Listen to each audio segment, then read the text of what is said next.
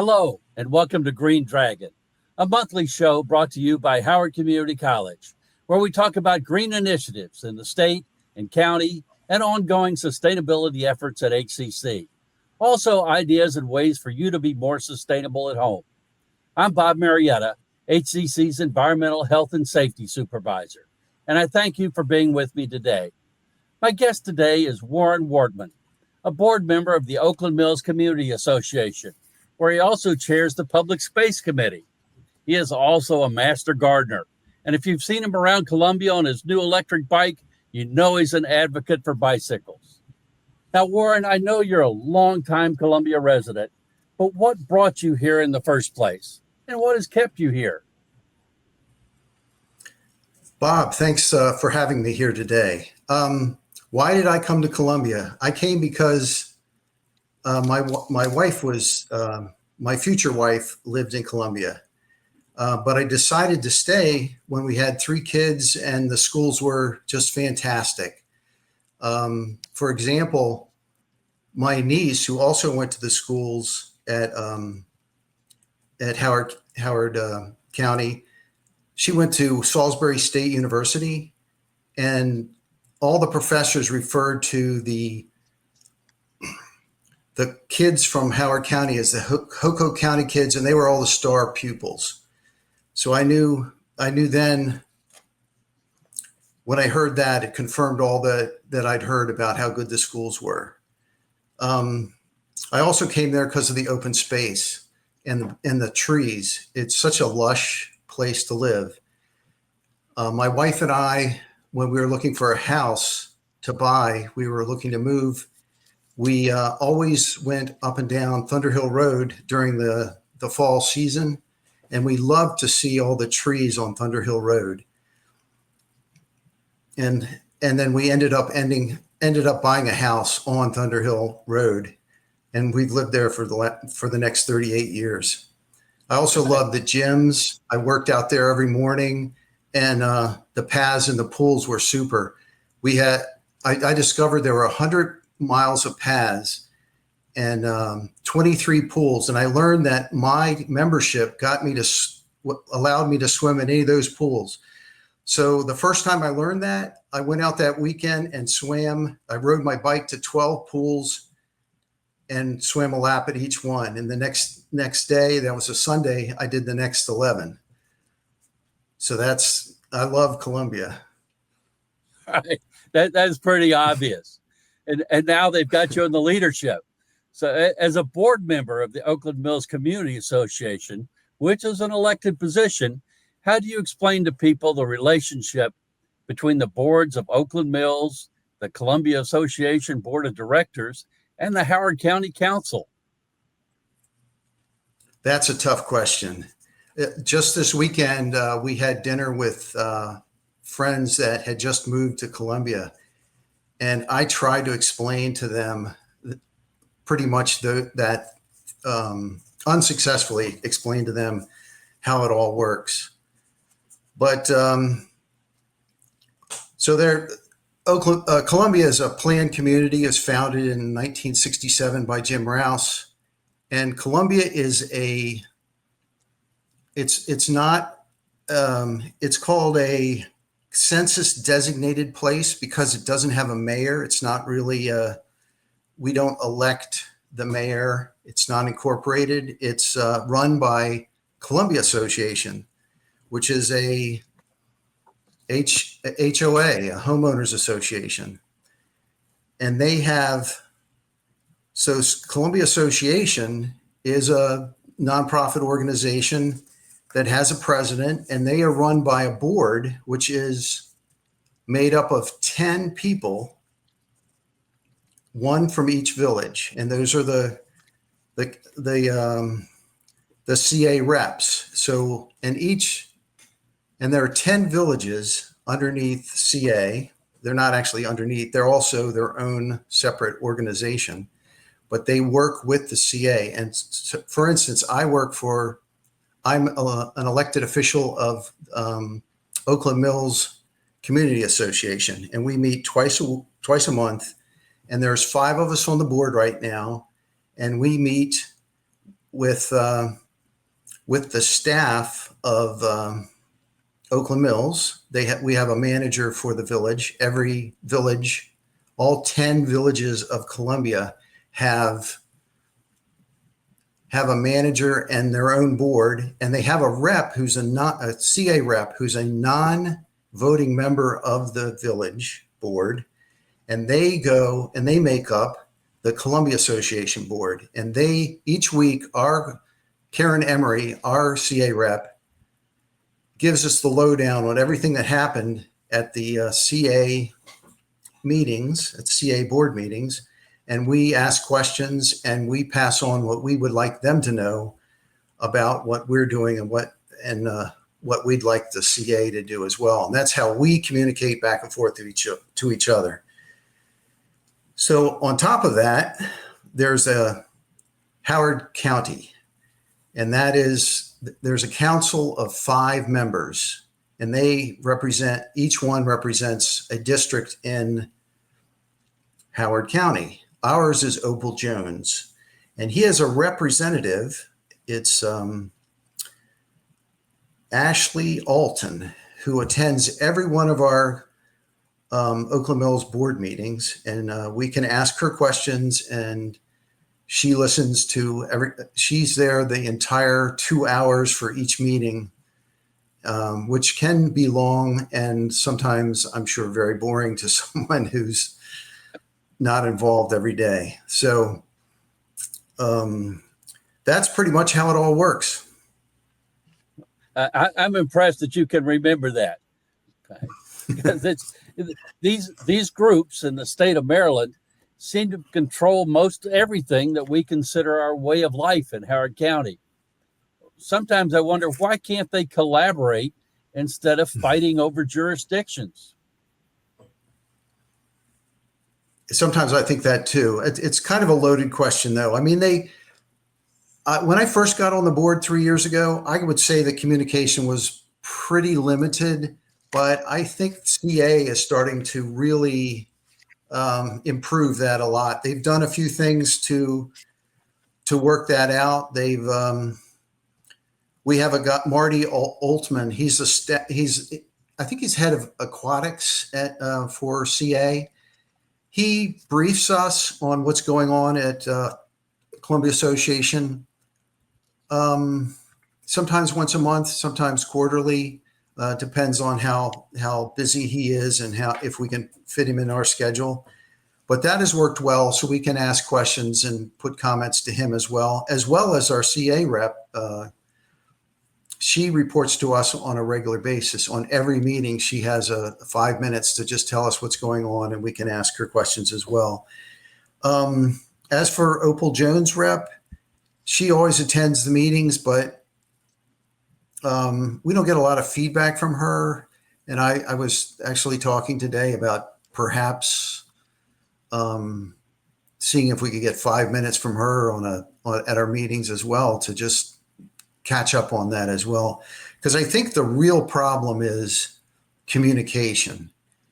For instance, we have no communication on a regular basis with the state. But the county officials, if we have a question about highways or the county exec, we now have Vicky Garcia attends our meetings. She's a county exec, community coordinator. Chris J has attended some of our meetings and told us about highways and trees in Howard County. And we just got an update about 7-Elevens from our 7-Eleven. We're going to have a 7-Eleven in an empty lot that's been empty for 20 years. It's going to open sometime this fall. And he gave us an update on that this summer. So we do get some communication, but it needs a little bit of work. Yeah, I do think you're right. And I do think things are improving. And from talking to other leaders, I do think there's an effort being made to communicate, okay, among all of you all. So I applaud your efforts, and please don't slow down with that. Please keep working towards it. Now, Howard County recently won an award as a top community, complete streets community. Now, as a leader of the group Bike Ho Co, which spearheaded this effort. Please explain what this is and what it means for walkers and bikers and drivers in the county. So let me answer that. That's a great question. And I think Complete Streets is very important legislation. Howard County and Columbia are car centric. I think everyone would agree to that. I mean, the reality is that everyone expects when you say, oh, I'd like you to come meet me somewhere, they assume that you're going to drive a car and they assume that you own a car. But in reality, 30% of our population are non-drivers. If you think about it, anyone under 16 can't drive a car. A lot of people age out and can't drive when they get old. Some people are too poor to own a car, and some people are handicapped and can't drive.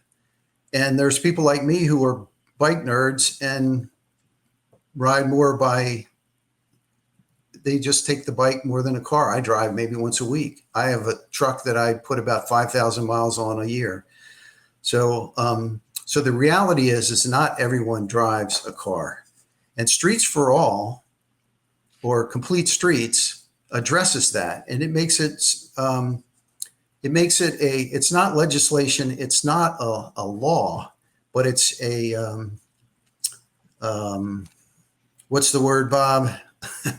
Guidelines. It's that's a good one. We'll go with that. That's not it. That's not the one I was thinking, but that works. But they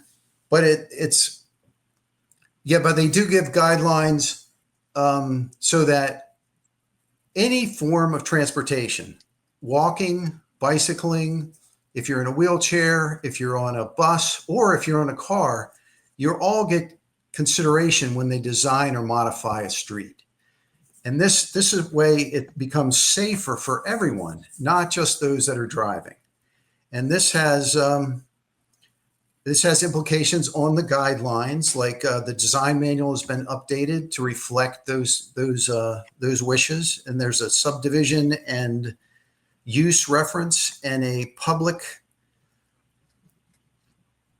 facilities manual as well. And those are going to be updated to reflect Complete Streets concepts. It sounds great. But what impact do you see for this having on climate change and other sustainability issues like social justice and the economy? For climate change, I think a lot about this because I'm a bicyclist, and I always wonder, does my lack of driving a car really affect the climate? I think it doesn't really matter that much, just me, but I think we need to look at it long range, and we need to think about it more as the impact you have on image, on getting people to think about climate change, to think about complete streets, to think about not driving and what the impact of driving does. Like, for instance, cars are expensive. If you walk or you ride a bike, it's healthy. It reduces congestion if you don't drive your car. It reduces parking requirements. It reduces road maintenance, and it gives independence to all those people, those 30% of those people that can't or don't drive. And I think that's the impact that Complete Streets would have. And it's a long-term thing. It's not something that's going to happen overnight. Yeah, I think you raised some important points there. Now, how can people easily let Columbia Association and Howard County know about things that need to be fixed on our paths and the sidewalks and the roads? Great question, Bob. There's a thing called Telhoco. It's an app. It's a sister to See Click Fix.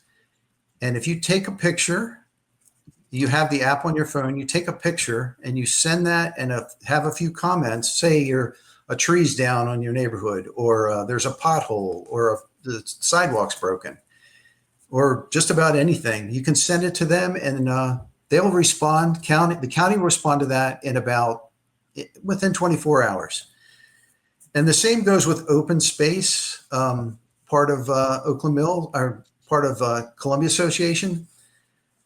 If you send them an email, it's openspace@columbiaassociation.org. They'll take care of the issue almost always within a couple hours. I've had a few times the trees have been down, and I'm surprised that in 3 or 4 hours, it's all cleaned up. No, both groups do really try to be responsible and react quickly to keep things safer. Now, Warren, I know Bike Hoco and other groups do things to promote biking, like putting bike racks at public schools and hosting bike to work days, bike around Columbia, and things like repairing used bikes for kids. But what is a bike corral? And what's a bike bus? Thanks for the plug for Bike Hoco. A bike corral is a code check for bikes. So for those of you that are too young to know what a code check is, it's monitored free bike parking.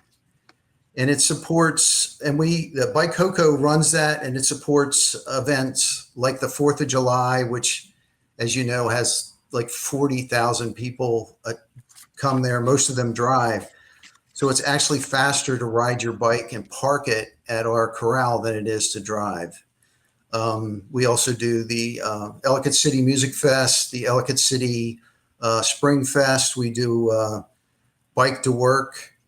That's actually, we just provide the bike racks.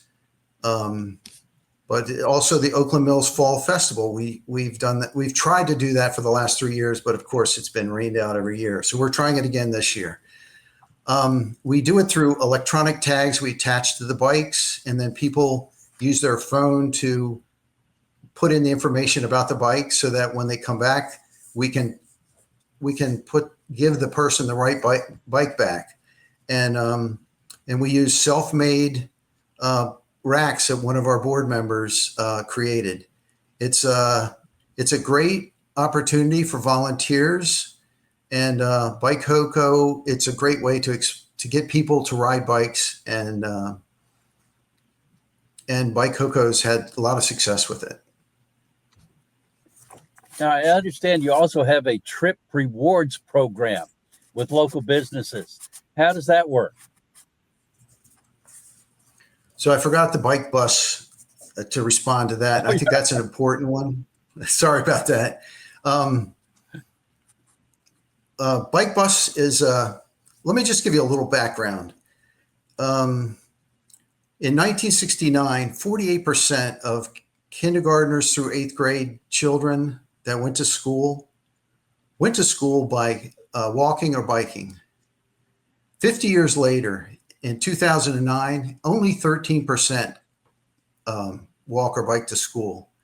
And the reason for that, or you can see that if you go to a school, if you go to an elementary school, about the time school starts, it's a traffic jam of cars being dropped off or having kids dropped off. And as a matter of fact, it makes it unsafe for those kids that walk to school because there are so many cars on the roads then.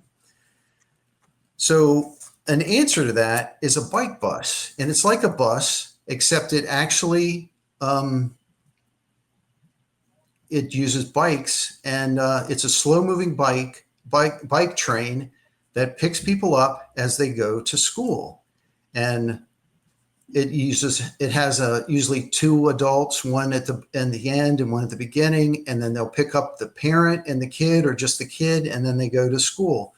And it's been a highlight of the day for many of the kids. They come to school energized. They have a community of kids that they get to ride to school with, and it makes commuting a lot more fun than going by yourself. Now, about trip rewards, we have Bike Hoco tries to get people to ride their bikes to shops in the Columbia neighborhood. So actually, it's all of Howard County.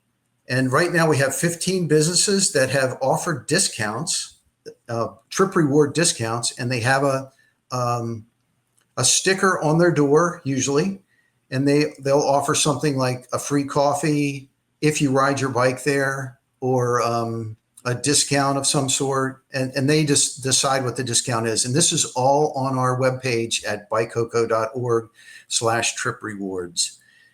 And Wow. on the other end, Another great the program. owners, yeah, on the other side, we give stickers to the, and it's a Bike Coco membership sticker, and they put it on their helmet and they show that they've actually ridden to the store. Wow.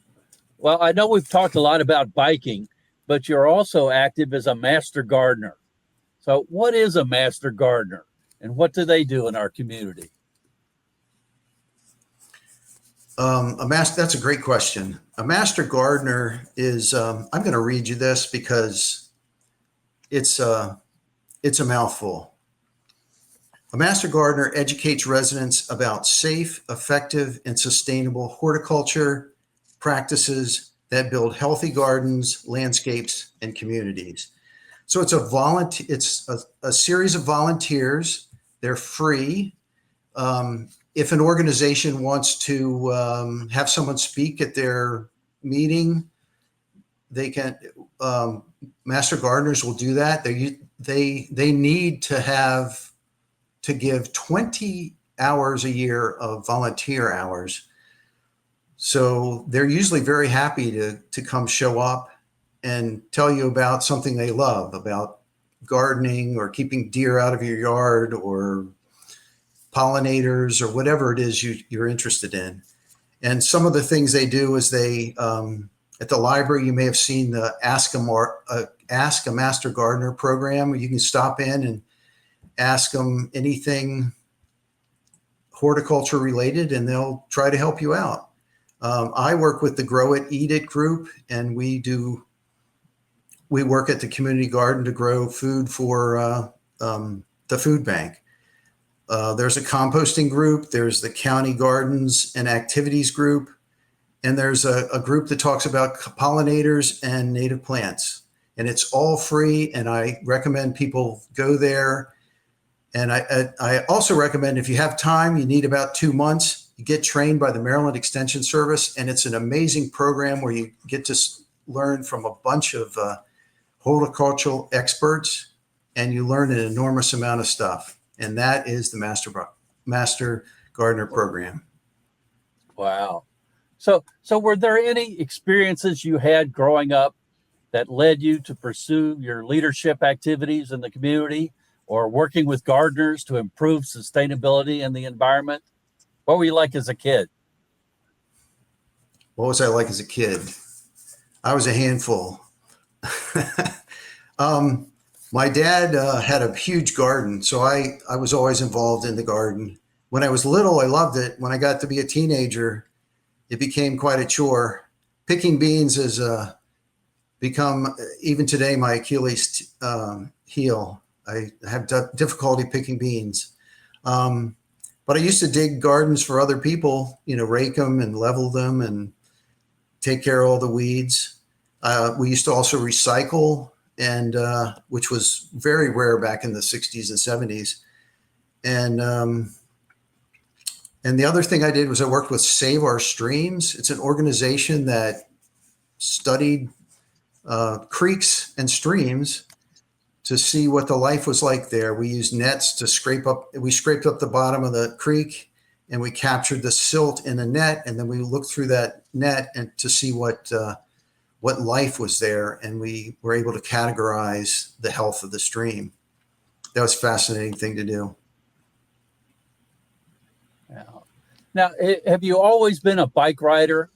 And what does your family think about your new e-bikes?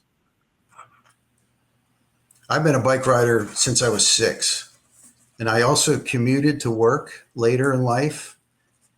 And now I use a bike to get around to shop and visit my friends and do whatever. My wife loves our e-bike. I love my e-bike. My kids say that I'm cheating, so I'm not sure.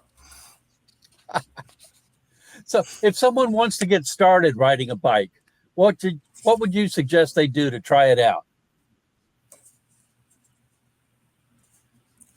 I suggest they try it out. I guess if you mean if you can't ride, there's a lot of organizations, a lot of like Bike Coco teach people how to ride. Bike Coco doesn't teach adults how to ride, but there are amazing videos now, YouTube videos out there. And our neighbor taught their kid how to ride over the weekend, and she did not fall. She was 16 and never learned to ride a bike.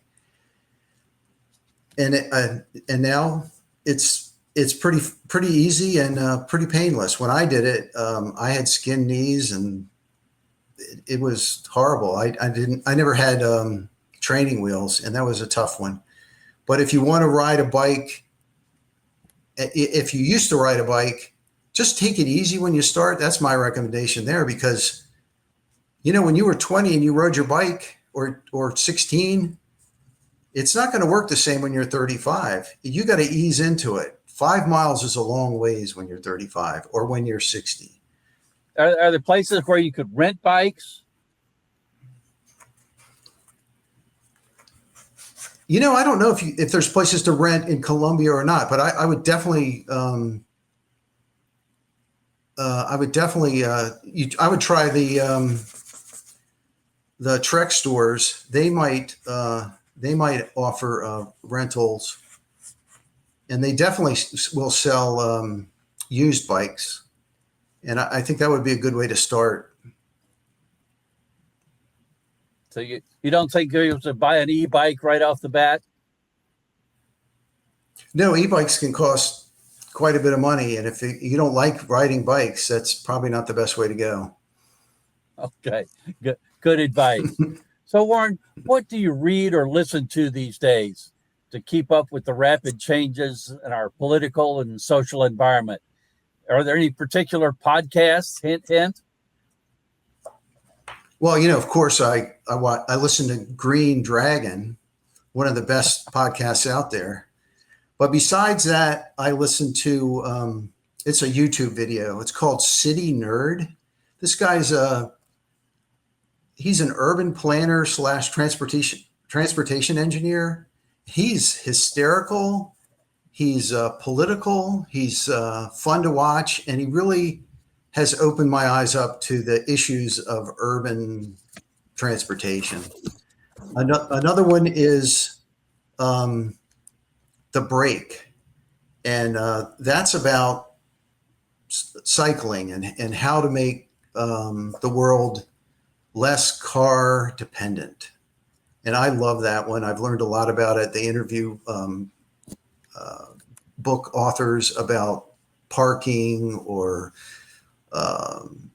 unfair practices of cars versus bikes, all kinds of good stuff. And of course, there's the Doug Ptolemy. He's done a lot of things like Bring Nature Home. And Jeff Speck, he's an urban consultant, and he's got Walkable City Rules. Love that book. Good locations. Well, we've reached the end of our time for our show. Thank you, Warren, for joining me today. Thanks, Bob. It's a pleasure. I'll be back next month with another guest and another sustainable topic. In the meantime, if you have ideas or comments, connect with me at rmarietta@howardcc.edu. You can listen to other episodes whenever you find your podcasts. You can also watch us on Howard Community College's YouTube page. Don't forget to like, comment, and share, because remember, every small step each of us can take can have a great impact when all of us work together. Thank you.